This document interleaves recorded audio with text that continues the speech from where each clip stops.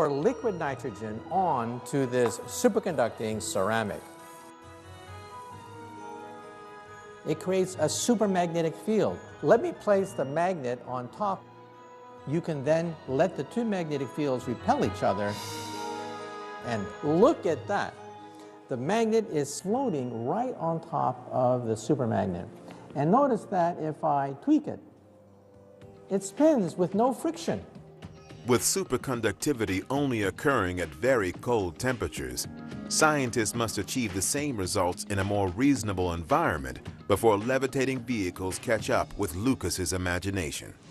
What we physicists are working on, the holy grail of low-temperature physics, is to create room-temperature superconductors. Once we have that, then watch out. We will have all the levitating speeders of Star Wars. Room temperature superconductors could usher in a new age of progress. The last 100 years was the age of electricity. The next 100 years could be the age of magnetism. Imagine the infrastructure of your city. Your car could be like this tiny little magnet here, floating on a cushion of magnetism. This could solve the energy crisis. Most of the gasoline that you pay for goes to overcoming the friction of the road. Imagine no friction. You simply blow on your levitating car and it starts to take off. And then you steer it with tiny little jets of carbon dioxide, giving you the perfect levitating Land Cruiser or pod racer. In 2005, George Lucas closes his prequel saga with Revenge of the Sith. But his sci-fi universe continues to thrive as an ongoing worldwide revolution in art, science, and technology.